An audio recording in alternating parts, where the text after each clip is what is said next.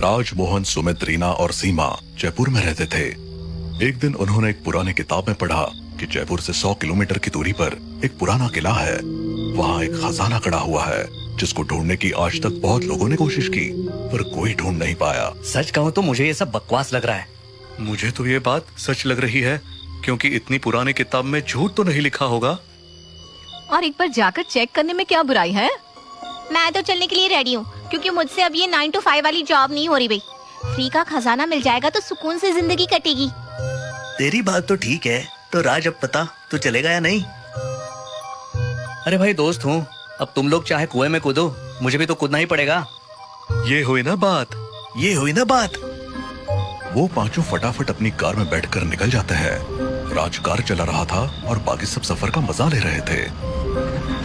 यार ये सड़क तो बहुत सुनसान है, थोड़ी डरावनी भी लग रही है। डर मत, मेरी हिम्मत के किस्से तो जयपुर में मशहूर हैं। सभी हंसते हैं, पर अचानक सुमित जोर से चिल्लाता है, अरे ब्रेक मार राज, सामने कुछ है। राज तुरंत गाड़ी रोकता है।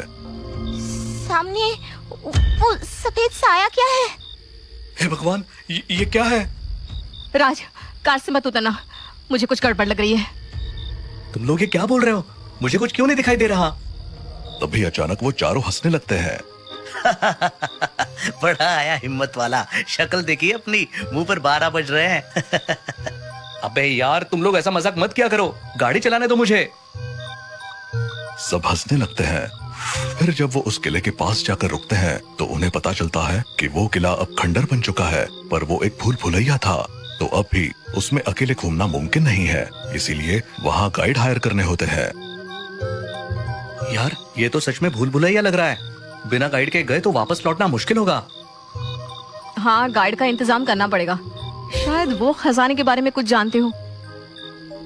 वहाँ मौजूद स्थानीय गाइड्स ने शाम के बाद किले में जाने से साफ मना कर दिया। अरे भाई, इस किले में रात को रहना मौत को बुलावा देना है। यहाँ छलावा है जो इंसानों को जिंदा नहीं छोड़ता। छलावा? अरे ये सब कहानियां हैं, हम डरने वालों में से नहीं है। अगर रात में जाना खतरनाक है तो हमें दिन में ही चलना चाहिए। जा तो दिन में ही रहे हैं, लेकिन खजाना ढूंढने में टाइम लगेगा ना, तो रात तो हो ही जानी है। माफ करिएगा, मैं तो नहीं आ सकता। उन्होंने कई गाइड से बात की, पर सबने ही मना कर दिया। आखिरकार राधेश्याम नाम का एक गाइड उनकी मदद के लिए तैयार हुआ। मैं चलूंगा, लेकिन पहले ही चेतावनी देता हूँ, इस किले में छलावा है। वो आपके साथ क्या करेगा मुझे खुद नहीं पता।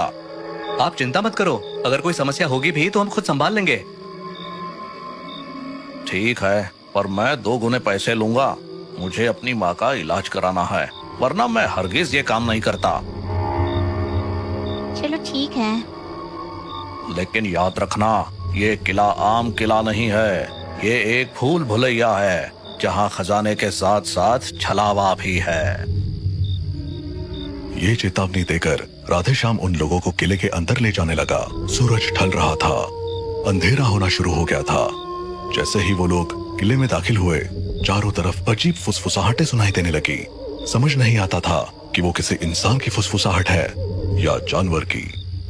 ये फुसफुसाहट कैसी है? मुझे तो अजीब लग रहा है। ये यहाँ दफन चीखे हैं, ये किला आत्माओं से भरा है। ये सुनकर सभी असहज हो गए और तभी मोहन बोला, अरे यार, मुझे सूसू लग रही है, तुम लोग चलते रहो, मैं करके आता हूँ। अरे रुको, अकेले मत जा। लेकिन मोहन एक कोने की ओर बढ़ गया और अंधेरे में गायब हो गया। बाकी चारों और राधेश्याम किले के अंधेरे गलियारों से होकर आगे बढ़ रहे थे। तभी अचानक मोहन की जोरदार चीख ने सबके दिलों को दहला दिया। ये क्या था? मोहन ने चीख क्यों मारी? जल्दी चलो उस तरफ, देखते हैं। वो सभी मोहन की तरफ बढ़ते हैं, लेकिन तभी मोहन खुद उनकी ओर लौटता दिखा। उसका चेहरा पहले जैसा नहीं लग रहा था।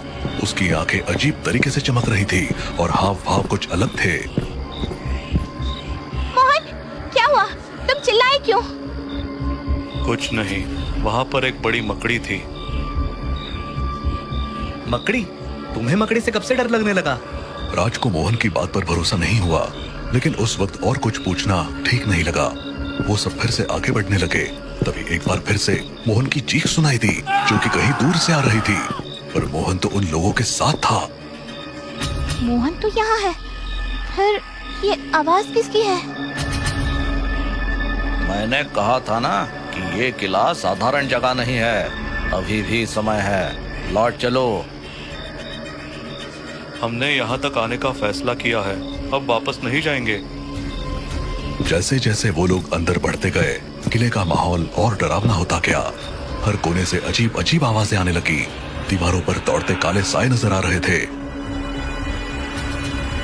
ये परछाइयाँ, ये किस चीज की परछाइयाँ हैं? ये किसी चीज की परछाइयाँ नहीं है, ये सब छलावा का खेल है। यहाँ से निकलो वरना हम सब मारे जाएंगे। तभी अचानक एक तेज हवा का झोंका आया और चमगादड़ों का एक झुंड छत से नीचे की ओर आकर बाहर की तरफ उड़ता चला गया, जिससे वो सब इतना घबरा गए कि अलग अलग दिशाओं में बिखर गए। सुमित को लगा कि उसे मोहन दिखाई दे रहा है। वो उसकी तरफ बढ़ा। सुमित, इधर आओ जल्दी, खजाना यहीं पर है। आ रहा हूँ, कहाँ है खजाना?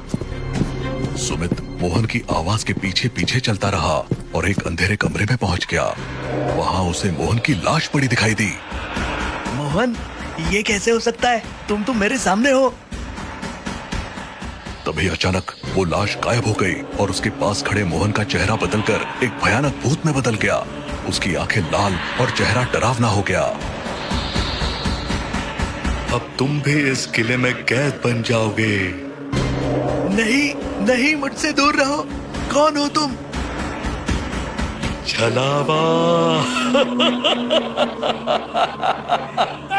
सुमित की चीख पूरे किले में गूंजने लगी और उस छलावा ने सुमित की गर्दन धड़ से अलग करके वहीं रख दी। दूसरी तरफ रीना इधर उधर भाग रही थी। उसे हर जगह अजीब अजीब आवाजें सुनाई दे रही थी। अचानक उसने अपने मरे हुए माता पिता को देखा। माँ, पापा, आप? पर कैसे? बेटी, यहाँ जादुई खजाना है जो हमें वापस जिंदा कर सकता है। जल्दी करो, इधर आओ, खजाना इस कमरे के तहखाने में है। मैं आपके साथ चलती हूँ, बस मुझे छोड़कर मत जाइए। रीना अपने माँ बाप के पीछे दौड़ती हुई एक बड़े कमरे में पहुंची। वहाँ एक बहुत बड़ी सी तिजोरी रखी थी। यही है वो खजाना। मैं अभी इसे खोलती हूँ। जैसे ही रीना ने तिजोरी खोली तो उसमें से खून का सैलाब निकला। रीना अभी संभल भी नहीं पाई थी कि अचानक उसके माँ बाप लाश में बदलने लगे और चिल्लाए, जल्दी करो, वरना हम सब वापस लाश बन जाएंगे। जल्दी करो वरना हम वापस लाश बन जाएंगे। यहाँ कोई खजाना नहीं है। पर तभी अचानक रीना के माँ बाप एक दूसरे में समा गए और वो एक छलावे के रूप में बदल गए। नहीं, तुम कौन हो? बचाओ! रीना का दम घुटने लगा। वो मदद के लिए चिल्लाई, लेकिन छलावे ने उसके गले को पकड़कर उसे हवा में उठा दिया और उसकी गर्दन टूट गई। रीना की चीखें भी सन्नाटे में तब्दील हो गई। किले में अब सिर्फ 3 लोग जीवित बचे थे, राज, राधेश्याम और सीमा। राज एक कमरे के अंदर जाने ही वाला था कि उसे कहीं से सीमा की आवाज सुनाई दी। राज, मैं यहाँ फंस गई हूँ, जल्दी आओ। सीमा, तुम कहाँ हो? आवाज लगाती रहो, मैं तुम्हें ढूंढ रहा हूँ। राज सीमा की आवाज का पीछा करते हुए एक संकरे गलियारे में पहुंचा। वहाँ एक दीवार के पास पहुंचकर उसने चारों ओर देखा। सीमा, यहाँ कोई नहीं है। तुम मेरे साथ मजाक तो नहीं कर रही हो ना? तभी दीवार के अंदर से 2 भयानक हाथ बाहर निकले और उन्होंने राज को पकड़ लिया। इससे पहले कि वो कुछ समझ पाता, दीवार ने उसे अपने अंदर समा लिया। सीमा, बचाओ, बचाओ मुझे! सीमा दौड़ते हुए वहां पहुंची, लेकिन उसने सिर्फ राज को दीवार में गायब होते हुए देखा। नहीं राज, तुम मुझे छोड़कर नहीं जा सकते। सीमा घुटनों के बल गिरकर रोने लगी। तभी पीछे से राधेश्याम वहां आ गया। क्या हुआ सीमा, रो क्यों रही हो? राज, दीवार ने उसे खींच लिया। ये सब हमारी गलती है, हमें यहाँ नहीं आना चाहिए था। अरे तुम्हें यकीन नहीं होगा, मुझे खजाना मिल गया है। सच? खजाना? कहाँ है खजाना? मेरे पीछे आओ, तुम्हें दिखाता हूँ। खजाने का नाम सुनकर सीमा राज को भूल गई और दोनों एक बड़े कमरे में पहुंचे जहां एक काफी बड़ा सा संदूक रखा हुआ था। राधेश्याम ने संदूक की ओर इशारा किया। ये सचमुच खजाना है, इसे खोलो। दोनों ने मिलकर संदूक का ढक्कन उठाया। अंदर सोने और गहनों की चमक से उनकी आंखें चौंधिया गई। इतना सारा सोना, ये सच है, हम अमीर बन जाएंगे, हम अमीर बन जाएंगे।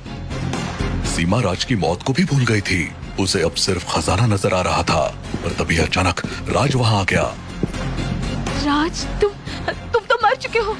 राधेश्याम, ये राज नहीं है, ये छलावा है। सीमा, ये मैं ही हूँ, डरने की जरूरत नहीं है। सीमा डरकर राधेश्याम के पीछे छिप गई। राधेश्याम, कुछ करो, ये राज नहीं है। तुम सही कह रही हो, लेकिन तुमसे एक गलती हो गई। एक छलावा से बचने के लिए दूसरे के पीछे छिप रही हो। क्या? राधेश्याम का चेहरा बदलने लगा। वो एक डरावने दानव सा दिखने लग गया। तुम भी छलावा हो?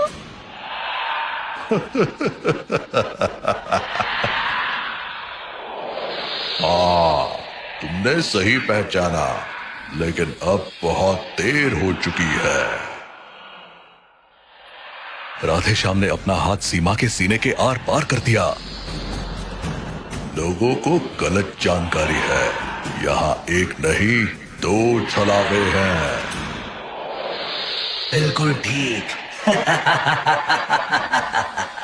नहीं! सीमा की चीखें किले में गूंजती रह गई। दोनों छलावे जोर जोर से हंसने लगे और उन्होंने संदूक का ढक्कन बंद कर दिया। लेकिन अब संदूक में सोना चांदी नहीं था, उसमें लाशें थी। वहां आने वालों की लाशें।